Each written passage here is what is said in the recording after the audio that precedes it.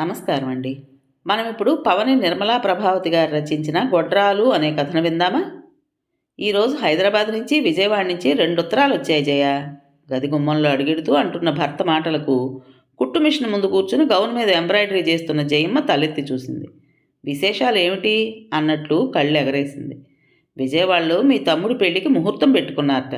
నిన్ను నన్ను త్వరగా బయలుదేరి రమ్మనమని మీ నాన్నగారు, అమ్మ, అన్నయ్య, వదిన ఒకే కవర్లో నీకు నాకు తలకో పేజీ వ్రాసేశారు నవ్వుతూ అన్నాడు గోపాలరావు.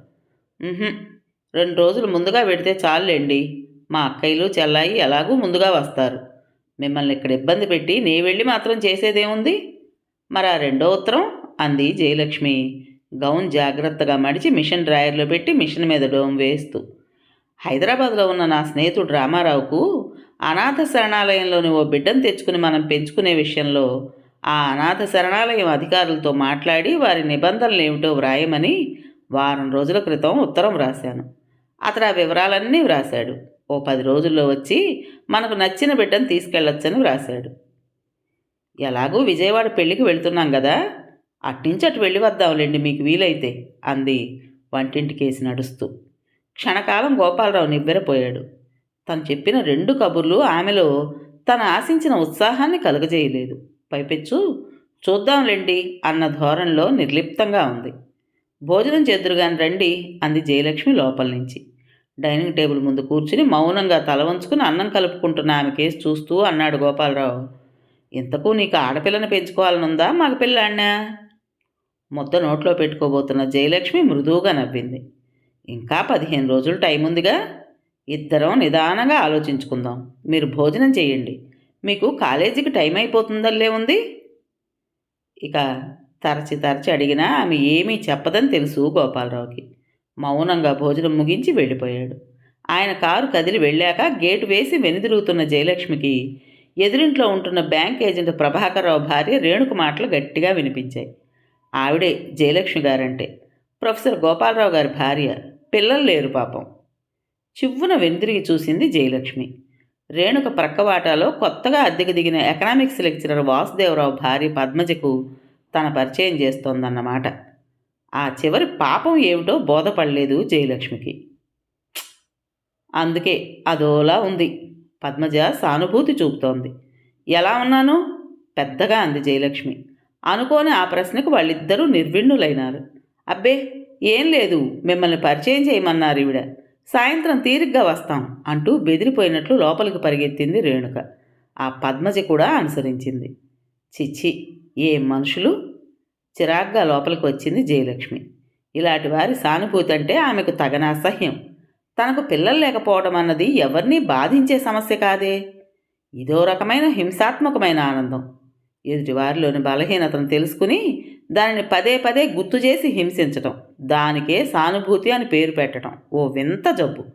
నిజానికి ఇందాక వాళ్ళిద్దరూ అన్న ఆ పాపం తనకు కాదు, వాళ్ల గురించి, వారిలో జీర్ణించుకుపోయిన ఆ జబ్బు గురించి తననుకోవలసిన మాట.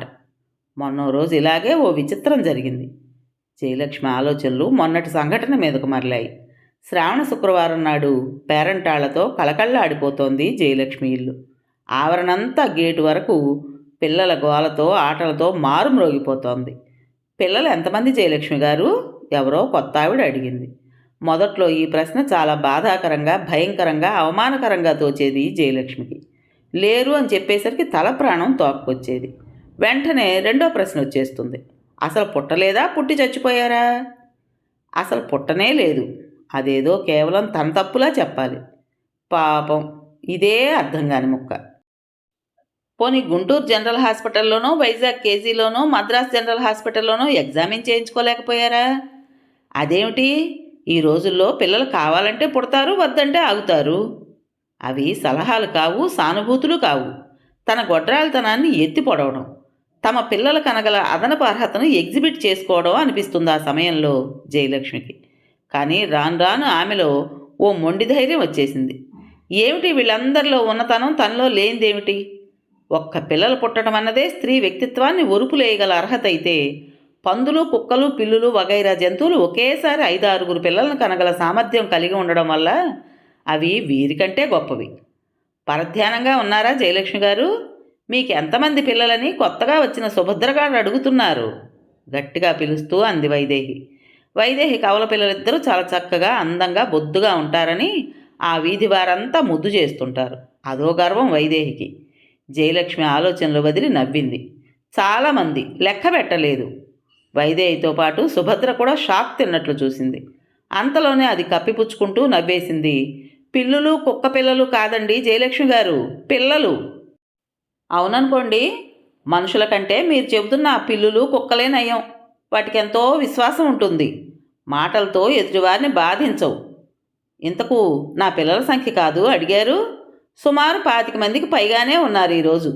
వైదేహికి బాగా కోపం వచ్చింది. ఈ వీధిలో ఉన్న పిల్లలందరినీ లెక్క వేసి చెప్తున్నారు మీరు. ఎందుకు కారు?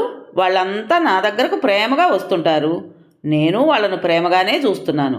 కాకున్నా బ్రతికుండగానే తల్లిదండ్రులకు తలకొరివి పెట్టే పిల్లలు పుట్టడం కంటే ఇలా పిల్లలు లేని తల్లిగా గొడ్రాలిగా ఉండడమే నాకు హాయిగా ఉంది. అందుకు నేనెప్పుడూ బాధపడను. ఈ చివరి బాణం నేరుగా వైదేహికి గుచ్చుకుంది.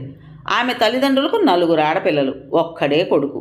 రెండవదైన వైదేహి ప్రేమలో పడి కులాంతర వివాహం చేసుకుని వాళ్ళ కుటుంబానికి చిచ్చు పెట్టింది. అసలే అతి ఆచారాల్లో మ్రగ్గే కుటుంబం కావడం వల్ల మిగతా 2 ఆడపిల్లలకు పెళ్ళిళ్ళు కావడం సమస్య అయిపోయింది. ఆ ఒక్క మగబిడ్డ అతి గారాబంగా పెరిగి వెధవలా తయారై అమ్మా నాన్నలకు తలకొరివిలా తయారయ్యాడు. ఈ వివరాలన్నీ వైదేహి ఇక్కడికి వచ్చిన కొత్తల్లో ఇతరుల కబుర్లే మోసుకురావడం హాబీగా గల మీనాక్షి చెప్పింది. వైదేహి ముఖం మార్చుకుంది. ఆ పేరంటం ఇక అట్టే సంభాషణలు లేకుండానే ముగిసింది. ఆ తర్వాత ఇంటికి వచ్చే పిల్లల సంభాషణ ద్వారా జయలక్ష్మికి తెలిసింది, ఆ జయలక్ష్మి గారికి చాలా తలపొగరు, అయిన దానికి కాని దానికి కాలికి కత్తి కట్టుకొస్తుంది అని వైదేహి ప్రచారం చేస్తోందట. జయలక్ష్మి నవ్వుకుంది. తనను అనవసరంగా రెచ్చగొట్టి మాటలతో హింసించే కుసంస్కారులకు సరైన సమాధానం చెప్పడమే తలపొగరైతే ఆ తలపొగరు జన్మ జన్మలకు తనకుండాలని కోరుకుంది. ప్రతిరోజు సాయంత్రం అయ్యేసరికి ఆ వీధిలోని పిల్లలందరూ జయలక్ష్మి గారింటి ఆవరణలోకి వచ్చి ఆడుకుంటారు. ఆ ఇల్లు వీధి చివరగా ఉండడము, చుట్టూరా ఎక్కువగా ఖాళీ స్థలం ఉండడం ఒక్కటే కాదు కారణం. జయలక్ష్మి వారందరి పట్ల చూపే ఆదరణ. పిల్లల కోసం ప్రత్యేక ఇనుప గొలుసుల ఉయ్యాల వేయించింది. ఉయ్యాల చుట్టూరా మెత్తని ఇసుక పోయించింది. పిల్లలు ఎవరైనా పడినా దెబ్బ తగలకుండా. పిప్పర్మెంట్లో బిస్కెట్ ముక్కలో జంతికలో చేగోడీలో ఏవో ఒకటి తలకొకటి పెడుతూ కబుర్లు చెబుతుంటుంది వాళ్ళతో. అత్త పిన్ని అంటూ అందరు పిల్లలు హుషారుగా వస్తారు. ఇళ్లల్లో వారికి వెధవ అల్లరి చేస్తే చంపేస్తాను, బట్టలు మాపుకుంటే చావ కొడతాను వగైరా దీవెనలే ఎదురవుతాయి ఎక్కువగా. మొన్ననో రోజు పని మనిషి సుబ్బులు కూతురు 4 ఏళ్లది తను ఉయ్యాలెక్కి ఊగాలనొస్తే లెక్చరర్ గారి అబ్బాయి రఘు 4 తగిలించాడు. ఇంట్లో పనిచేసుకుంటున్న జయలక్ష్మి ఏడుపు విని పరిగెత్తుకొచ్చి ఏమిటంది. చూడత్తా, ఈ మురికి పిల్ల ఉయ్యాలెక్కుతానంటోంది. పనివాళ్ల పిల్ల ఎక్కడైనా ఉయ్యాల మీద కూర్చోవచ్చా? ఆరిందాల చేతులు తిప్పుతూ చెప్పాడు రఘు. పక్కున నవ్వింది జయలక్ష్మి వాడి మాటలకు. అంతలోనే గంభీరంగా మారిపోయింది. తప్పు రఘు, అలా అనకూడదు. పనివాళ్ల పిల్లలైనా అది పసిపిల్లే కదా, నీలానే దానికి ఉయ్యాల ఊగాలనుండదు. రావే లక్ష్మి, నేను ఎక్కిస్తారా అని ఆ పిల్లను ఉయ్యాల మీద కూర్చోబెట్టి చూపించింది. వారం రోజులు రఘు ఇందుకే రాలేదు. తర్వాత ఓ రోజు వాడు ఒంటరిగా వచ్చి ఆవరణలో తచ్చాడుతుంటే జయలక్ష్మి దగ్గరకు పిలిచి అడిగింది, ఏరా రఘు, రావడం లేదు అని. వాడు బెదురుతూ చెప్పాడు, మా అమ్మ వెళ్ళొద్దంది. ఎందుకు? ఆశ్చర్యంగా అడిగింది. నువ్వు మంచిదానివి కావుట అమాయకంగా అన్నాడు వాడు. చటుక్కున వాడిని దగ్గరకు లాక్కుని ఒళ్ళో కూర్చోబెట్టుకుని క్రాఫ్ సరిచేస్తూ నవ్వింది జయలక్ష్మి. ఎందుకుట? మురికి వెధవలను నెత్తికెక్కించుకుంటావుట. మరి ఆ రోజు నన్ను కోప్పడి పనిపిల్ల లక్ష్మిని ఉయ్యాల మీద కూర్చోబెట్టలేదు? బొంగమూతి పెట్టుకున్నాడు వాడు. సంగతి బోధపడింది జయలక్ష్మికి. రఘు తల్లి రమ కేవలం తను పనిపిల్లను ఉయ్యాల మీద కూర్చోబెట్టినందువల్లే మురికైందన్న ఆలోచనతో రఘును వెళ్ళవద్దనలేదు. అంతకు మించిన స్వార్థమేదో ఆమెలో ఉంది. రఘు ఒక్కడే తనకు ప్రీతిపాత్రుడు కావాలి. వాడొక్కడికే తను బిస్కెట్లు తినుబండారాలు పెట్టాలి. వాడికి మాత్రమే ఇక్కడ ప్రత్యేక స్థానం ఉండాలి. ఇది ఎక్కడి స్వార్థం? ఇది ఎక్కడ ప్రారంభమవుతోంది? చాలామంది స్త్రీలను చూసింది తను. కొడుకు పెట్టిన తినుబండారం మనవడికి పెట్టలేరు. అక్కడ భేదభావమే. కూతురు బిడ్డలకు ఒక రకంగా, కొడుకు బిడ్డలకు ఒక రకంగా పెడతారు. ఒకే స్త్రీ అంతరంగంలోని ప్రేమలో ఇన్ని మినహాయింపులు, ప్రేమ పంచివ్వడంలో ఇన్ని పక్షపాతాలు ఎందుకని? ఏమో. తనకెందుకో పిల్లలందరూ ఎవరి పిల్లలైనా సరే లక్షాధికారి అనంతం గారి అమ్మాయి అయినా, పని మనిషి అప్పలమ్మ కూతురు రామైనా వాళ్ళ చిలిపి చేష్టలు ఒక్కలానే కనిపిస్తున్నాయి. కాకుంటే తొడిగే డ్రెస్సులు, మాట్లాడే భాష కాస్త తేడాగా ఉంటాయంతే. మీకు టైలరింగ్ చాలా బాగా వచ్చని విన్నాం. మొన్న టైలర్ వెధవకిస్తే మా రవిగాడు జుబ్బా నాశనం చేసుకొచ్చాడు. ఏమనుకోకపోతే వాడి ఆది చొక్కా, చొక్కా గుడ్డ పంపిస్తాను, కాస్త కుట్టి పెడుదురు. ఈసారి మీరు కుట్టిన చొక్కానే ఆదికిస్తాను అంటూ ఒక ఆమె. గౌన్ మీద ఎంబ్రాయిడరీ కావాలంటోంది పాప. నాకు రాదు, మీరు కాస్త వేసివ్వగలరు అంటూ మరొక ఆమె. అస్తమానం వాళ్ళ పిల్లల బట్టలు కుట్టడంతోనే సరిపోతోంది తనకు. నీకెందుకు ఈ బాధ్యతలన్నీ జయ? ఓ టైలరింగ్ షాప్ ఓపెన్ చేసినా నీకు కావాల్సినంత డబ్బు వస్తుంది ఇలా అయితే అంటూ మందలిస్తుంటాడు గోపాలరావు. తనకేమిటో ఆ చిన్న చిన్న జుబ్బాలు, గౌన్లు కుడుతుంటే ఏదో తృప్తి. ఆ తృప్తి మాటున హృదయపు అట్టడుగు పొరల్లో ఉన్న చిన్న అసంతృప్తి అణగారిపోతుంటుంది. ఏమిటి జయ ఆలోచిస్తున్నావు? ఓ మహానాయకుడు చనిపోయినట్లు తెలిసింది.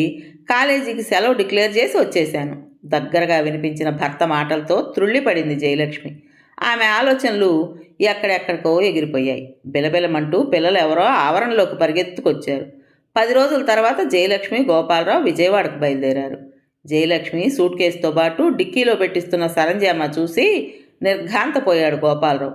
2 పెద్ద డబ్బాలు, 2 పెద్ద పెద్ద స్టీల్ క్యారియర్లు, ఒక ప్లాస్టిక్ వైరు బుట్ట, సీల్ వేసి, ఏకంగా మన సంసారం విజయవాడలో మీ పుట్టింటికి మార్పిస్తున్నావేమిటి జయ అన్నాడు గోపాలరావు. పెళ్ళికి మా అక్కయ్య పిల్లలు, చెల్లాయిల పిల్లలు, ఇంకా ఇంకా చాలామంది పిల్లలు వస్తారు. వాళ్ళ కోసం మురుకులు, చేగోడీలు ఏవేవోలండి కాసించేసి పట్టుకొస్తున్నాను. గోపాలరావు జాలిగా ఆమె కేసి చూశాడు. ఈ 4 రోజులుగా తను కాలేజీకి వెళ్ళిన టైంలో అవన్నీ చేస్తూ ఎంత శ్రమ పడిపోయిందో ఈ మనిషి అన్న భావంతో ఆయన గుండె ఆర్ద్రమైపోయింది. పెళ్ళింట్లో తినుబండారాలు ఉండవా? కానీ తన చేతులతో ఏదో చేసి పెట్టాలన్న తాపత్రయం అంతే. నీ చేదస్తం, పద పద, కారు ఎక్కువ టైం అయిపోతోంది అన్నాడు అలసిపోయినట్లున్న ఆమె కేసు చూస్తూ. పెళ్ళిళ్ళు ఏటు చూసినా కోలాహలంగా ఉంది. పిల్లలకైతే అదో తిరణాల. ఇళ్ల దగ్గర తల్లిదండ్రుల భయానికి కట్టిపడేసినట్లుండే పిల్లలందరికీ స్వేచ్ఛ లభించింది. ఏమిటే జయ, నీ చుట్టూరా చిన్న సైజు కాకా హోటల్ సృష్టించినట్టున్నావు. పిల్ల వెధవలంతా తెగ తినేస్తున్నారు అంటూ జయలక్ష్మి అన్నయ్య మోహన్ రావు అంటుంటే, పోన్లేండి వదిన గారి పుణ్యమా అని పిల్లలు నా వెంటబడి వేధించకుండా ఉన్నారు, అంతే చాలు అంటోంది వదిన సీత. చూడు జయ, నాకు తీరి చావలేదు. ఈ పిల్ల కాస్త 2 జళ్ళు వేయి. ఆ చేత్తోనే దాని రిబ్బన్లు కాస్త సబ్బు పెట్టి ఆరేస్తావు కదూ. అదిగో ఆ పెద్ద వెధవ లాగు బొత్తాములు తెంచేసుకున్నాడు, కాస్త అవి కుట్టిపెట్టు. అలా చెల్లాయి, అక్కలు, పిన్ని కూతుళ్ళు పురమాయిస్తుంటే, అత్త నాకు పూల జడ కుట్టవు, పిన్ని ఈ స్కర్ట్ హుక్ సరిగా పెట్టవు, అత్త నాకు ఆకలేస్తోంది ఏదైనా పెట్టవు అంటూ పిల్లమోక చుట్టుకున్నారు. జయలక్ష్మికి ఊపిరి సలపటం లేదు. పందిట్లో ఏ వేడుక జరుగుతోందో ఆమెకు అసలే అంతుపట్టడం లేదు. దాని పోల్జడ ముందు కుట్టావా అని ఓ పాప బొంగమూతి పెడితే దాన్ని ఓదార్చేసరికి మరో చిన్న వెధవాలక. పిల్లలందరికీ అన్నీ అమర్చి అలసటగా అలా వెనక్కు వాలి పడుకుంది జయలక్ష్మి. ఆ అలసట ఆమెకు బాధాకరంగా లేదు. ఎప్పుడు పట్టిందో చిన్న కునుకు పట్టింది. ఆ కునుకులోనే తుళ్ళి పడినట్టు లేచింది జయలక్ష్మి. దగ్గరగా గుసగుసలు. ఒరే రాజు, గుట్టుగా ఇక్కడే తినేసేయి, వాళ్ళెవరికీ చూపించుకు, అందరూ కావాలంటారు. మీ దొడ్డమ్మ పిల్లలైతే మరీనూ వెధవలు తెగ తింటారు. నిర్ఘాంతపోయింది జయలక్ష్మి. తన చెల్లెలు హేమలత ఆమె కొడుకు రాజుకు చాటుగా బాదుషా తినిపిస్తోంది. ఎవరు? మీ దొడ్డమ్మ అంటే సొంత అక్కయ్య. సొంత అక్క పిల్లలు పిల్లలు కారా? వాళ్ళని పిలిచిపెడితే ఏం పోయింది? పోని తలా ఒకటి ఇవ్వరాదుటే హేమా అంది ఆవులిస్తూ. హేమ క్షణకాలం తత్తరపోయింది. తను సంభాళించుకుంటూ నవ్వేసింది. నువ్వు మేలుకునే ఉన్నావుటే అక్కయ్య, ఈ రాజుగాడు గోల్ చేస్తుంటే పెడుతున్నాను. 10 మంది పిల్లలు 10 తిన్నారంటే ఇక డిన్నర్కి ఏం మిగులుతాయి అంది. అందుకని చాటుగా నీ కొడుకు ఒక్కడికి తినబెడుతున్నావా? డిన్నర్కు తగ్గేంత కక్కుర్తిగా టిఫిన్స్ ఎప్పుడూ చేయించరు అమ్మా, నాన్న, అన్నయ్య.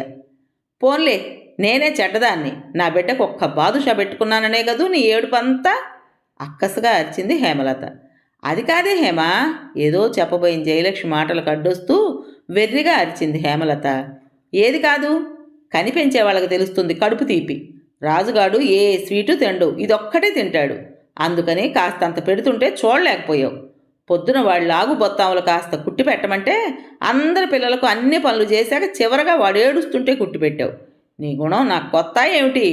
అందుకే దేవుడు నీకు బిడ్డలను ఇవ్వలేదు. ఇంకా నయం, మా రాజాను నీకు పెంచుకోవడానికి ఇవ్వమని బావగారు అడిగారు నిన్న. వాడి గొంతుకు కోశాను కాదు. ఇంకా ఏదేదో అరుస్తూ రాజు తింటున్న స్వీట్ గబుక్కును లాక్కుని జయలక్ష్మి ముందుకు విసిరి పారేసి ఏడవబోయిన వాడిని ఒకటి తగిలించి మరీ లాక్కు వెళ్ళింది హేమలత. మ్రాన్పడి నిల్చుండిపోయింది జయలక్ష్మి. తన ఉద్దేశం వాడికి పెట్టవద్దని కాదు. ఒకవేళ మిగతా పిల్లలు అడిగినా పెట్టొచ్చు కదా, అలా చాటుగా ఎందుకు పెట్టడం అన్నదే. హేమ ఎంత అపార్థం చేసుకుంది. మెల్లిగా వంట పందిరి వైపు నడిచింది జయలక్ష్మి. అక్కడ వంట వాళ్ళ ఒకవైపు హడావిడిగా తిరుగుతుంటే ఓ వంట ఆవిడ చిన్నపిల్లలకు మళ్ళీ మళ్ళీ అన్నాలు పెట్టాల్సి వచ్చిందని విసుక్కుంటోంది. జయలక్ష్మి అక్క రాజ్యలక్ష్మి తన పిల్లలకు అన్నయ్య పిల్లలకు అన్నాలు పెట్టిస్తోంది. హాల్లో ఓ వారగా దూర బంధువులు, కాస్త జరుగుబాటు తక్కువగా గలవారు, వారి పిల్లలు బిక్కు బిక్కుమంటూ కూర్చునున్నారు. వాళ్ళ పిల్లలు ఆకళ్ళో అంటున్నారు. వంట పందిట్లో పెత్తనమంతా రాజ్యలక్ష్మిదే. ఆ పిల్లలకు అన్నం పెట్టించండి మామగారు, పెద్దవాళ్ల బంతి వరకు వాళ్ళు ఆగలరా అంది జయలక్ష్మి. జాలిగా ఉన్న ఆ బిడ్డల మొహాలు చూస్తుంటే ఆమెకు కడుపులో కెలికినట్లయింది. ఆ దూర బంధువు ఆ పెద్ద ఆవిడ పెట్టిద్దామంటే అక్కడ ఖాళీ లేదని చెప్పిందమ్మా అంది మనవాళ్లను మనవరాళ్ళని చుట్టూరా కూర్చోబెట్టుకుని. ఎంత ఖాళీ కావాలి, రండ్రా నే పెట్టిస్తాను అంటూ వాళ్ళని వెనక వేసుకొచ్చింది జయలక్ష్మి వంట పందిరిలోకి. వీళ్లకు అన్నాలు పెట్టించక్కయ్యా అంది రాజ్యలక్ష్మితో. రాజ్యలక్ష్మి ముఖం చిట్లించింది. ఇక నాకు ఇదే పనిటే జయ, కాసేపు పెళ్లి జరిగే చోటుకు పోనక్కర్లే, ఈ వెధవ మొక్కకు తిండి పెట్టడమేనా నా డ్యూటీ. కాకున్నా ఎక్కడెక్కడ సంతును వేసుకొస్తావు. వాళ్ళకి ఇప్పుడేం తొందర, ఇందాకేగా ఉప్మాలు మెక్కారు. మన పిల్లలు మెక్కారుగా ఉప్మాలు, స్వీట్సు, పళ్ళు, పాలు. జయలక్ష్మి కోపంగా అరిచింది. రాజ్యలక్ష్మి ఒక్కసారిగా రెచ్చిపోయింది. మన పిల్లలకు వాళ్లకు పోటీ ఏమిటి? వాళ్ళిళ్లల్లో వాళ్ళు ఇలాగే టైం ప్రకారం తింటున్నారా? అసలు నీతో వాదన ఏమిటి? నాకు ఓపిక లేదు, వంట ఆవిడకు కూడా ఓపిక లేదు. కాకున్నా గొడ్రాలకేం తెలుసు బిడ్డ నొప్పులని అంటూనే మా పిల్లల పద్ధతులు నీకెలా తెలుస్తాయి? తన పిల్లలకు చేతులు మూతులు కడగటానికి వెళ్ళిపోయింది. జయలక్ష్మికి చివుక్కు మనిపించినా వెంటనే నవ్వు ముంచుకొచ్చింది. తను గొడ్రాలే, తనకు బిడ్డ నొప్పులు తెలియవు. అదొక్కటే తనను ఎత్తి పొడిచేందుకు అందరూ ఉపయోగించుకునే ఆయుధం. కానీ పిల్లలందరికీ ఆకలి, అల్లరి, బాధ, సంతోషము ఒకటేనని తనకు తెలుసు. రాండర్రా అంది ఆ పిల్లల వైపు చూసి జయలక్ష్మి. వంట ఆవిడ గొణగటం ప్రారంభించింది సందు చూసుకుని. జయలక్ష్మి కసురుకుంది. మీరిక్కడ ఉన్నది అన్నాలు వడ్డించడానికేనని మర్చిపోకండి. ఇక వంట ఆవిడ నోరెత్తలేదు. అందాక ఇక ఈ పూటకు తిండి ప్రాప్తి లేదని సరిపెట్టుకున్న మామగారు కూడా పిల్లల పక్కన వచ్చి కూర్చుంది. పిల్లలు రాజ్యలక్ష్మి కసరలతో బెదిరిపోయి ఉన్నారేమో బెరుగ్గానే కూర్చున్నారు. దగ్గరుండి తినిపించింది జయలక్ష్మి. నీ కడుపు చల్లగా పిల్లలకు వేళకి ఎంత తిండి పెట్టించావు, అంతే చాలు తల్లి అంటూ పిల్లల్ని తీసుకుని వెళ్ళిపోయింది మామగారు. పెళ్ళైపోయిందిగా, ఇక హైదరాబాద్ వెడదామా అన్నాడు గోపాలరావు ఆ సాయంత్రం జయలక్ష్మితో. వద్దు, మన ఊరికే వెళ్ళిపోదాం అంది జయలక్ష్మి.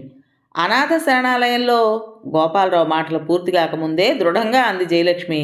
వద్దు, ప్రస్తుతం నాకు ఆ ఆలోచనే లేదు. ఏ, పోనీ మీ అక్క చెల్లెళ్ళ బిడ్డల్లో ఎవరినైనా తీసుకుందామనుందా అన్నాడు మళ్ళీ. ఇంతదాకా దోళాందోళితంగా ఉన్న నా మనసు ఓ నిశ్చిత అభిప్రాయానికి వచ్చేలా చేశారు వాళ్ళంతా. ఈ పెళ్లి పుణ్యమా అని. అదేమిటి విస్మయంగా అడిగాడు గోపాలరావు. తన అనుభవాలు, ఆలోచనలు అన్నీ చెప్పింది జయలక్ష్మి. గోపాలరావు సాలోచనగా నవ్వాడు. అవును జయ, నువ్వు తల్లివి కాలేదు కాబట్టి నీకు ఇవన్నీ కొత్తగా వింతగా ఉన్నాయి. ప్రతి తల్లి అంతే. మనిషి ఒక చేతిలోని ఒక వేలికి మరో వేలికి పోలికుందేమో చూడు. పరాయి బిడ్డల వరకు ఎందుకు, చాలామంది తల్లిదండ్రులు తమ స్వంత బిడ్డల్లోనే తర్తమ భేదాలు పాటిస్తారు. వారి ప్రేమ హెచ్చుతగ్గులుగా ప్రవహిస్తూ ఉంటుంది. డబ్బు గల కొడుకు మీద ఒక రకంగా, డబ్బు లేని కూతురు మీద ఇంకో రకంగా, దగ్గరున్న కొడుకును ఓ రకంగా, దూరంగా ఉన్న కొడుకును మరో రకంగా, అర్భకుడైన బిడ్డను మరో రకంగా. ఇలా కన్నతల్లి ప్రేమలోనే హెచ్చుతగ్గులు తప్పనిసరిగా ఉంటాయి. కనుగీటువార తేడా ఉంటూనే ఉంటుంది. అయితే పిడికిలి బిగించున్నప్పుడు గుంబనంగా ఉండే చెయ్యిలానే అసమానత తెలియని వేళలానే ప్రేమ బిడ్డలందరి మీద సమంగా ఉన్నట్లు పైకి కనిపిస్తుంది అంతే. పిడికిలి విడదీసినప్పుడు చేతి వేళలా అంతరంగంలో ప్రవర్తనలో మాత్రం వేరు. దాన్ని స్వార్థమను, పక్షపాతమను, తల్లి ప్రేమను, మరేదైనా అను. ఇది ఎంత కాదన్నా, ఏ తల్లికి ఆ తల్లి ఎంత గింజుకున్నా, తనను తానెంత సమర్థించుకున్నా యుగ యుగాలుగా ఉండేదే. సొంత బిడ్డల విషయంలోనే భేదభావం ఉన్నప్పుడు వేలు ఎడమైన బిడ్డల మీద పరిపూర్ణమైన ప్రేమానురాగాలు ఎలా వర్షించగలదు స్త్రీ? రేపు నువ్వైనా తల్లివైతే అంతే. అది సృష్టి రహస్యం. మనసులో రేఖామాత్రంగా ఉన్న అనుమానాలకు, ప్రశ్నలకు జవాబు దొరికినట్లయింది జయలక్ష్మికి. వద్దొద్దు, అలాంటి స్వార్థం తనకొద్దు. తను ఇలాగే ఉండిపోవాలి. తను తల్లి కాకూడదు. ఏ బిడ్డనైనా పెంచుకోవటం మొదలెట్టినా అంతే. నా స్వంతం అన్న స్వార్థం, మమకారం మొదలవుతాయి ఆ బిడ్డతో పాటు. ఇక ఈ విస్తృతమైన ప్రేమ ఎగిరిపోతుంది. తను అక్కయ్యలా, చెల్లాయిలా, రఘు తల్లి రమల, ఇతర బిడ్డల ఆకలి కానీ వారి అనుభూతులు కానీ అర్థం చేసుకోలేని అంధురాలిలా తయారవుతుంది. తనలోని మాతృప్రేమ ఒక్క బిడ్డకే పరిమితమై అక్కడితో అంతమవుతుంది. తనలోని ఈ మాతృప్రేమ పుష్పక విమానంలా అందరు పిల్లలకు చోటివ్వాలి. ఏ ఒక్క బిడ్డకో కాదు. తను ఏ ఒక్క బిడ్డకు తల్లి కాకూడదు. ఈ జన్మకే కాదు, జన్మ జన్మలకు. గొడ్రాలన్న దెప్పులు పడినా పర్వాలేదు. అందరు పిల్లలకు తల్లిగానే ఉండిపోవాలి. ఏమిటి జయ, నీ అభిప్రాయం చెప్పావు కావే అన్నారు తిరిగి గోపాలరావు. చెప్పడానికేముంది, నేనెవరిని పెంచుకోను. నాకు పిల్లలు వద్దు. ఇలాగే గొడ్రాలుగా ఉండిపోతాను. పదండి, సామాన్ సర్ది 10 నిమిషాల్లో తయారై వస్తాను. డ్రైవర్ని కారు రెడీ చేయమనండి అంది జయలక్ష్మి. ఆమె కళ్ళల్లో ఎన్నడూ చూడని వెలుగు, సంతృప్తి చూశాడు గోపాలరావు ఆ క్షణంలో. కథ పేరు గొడ్రాలు. రచించిన వారు పవని నిర్మల ప్రభావతి గారు. విన్నారు కదండి. ఈ కథ మీకు నచ్చిందా? ఖచ్చితంగా నచ్చే ఉంటుంది అనుకుంటున్నాను. మరి ఈ కథ కనుక మీకు నచ్చినట్టయితే లైక్ చేసి హై పాయింట్స్ ఇవ్వడం మర్చిపోకండి. అలాగే మరో నలుగురికి షేర్ చేయండి.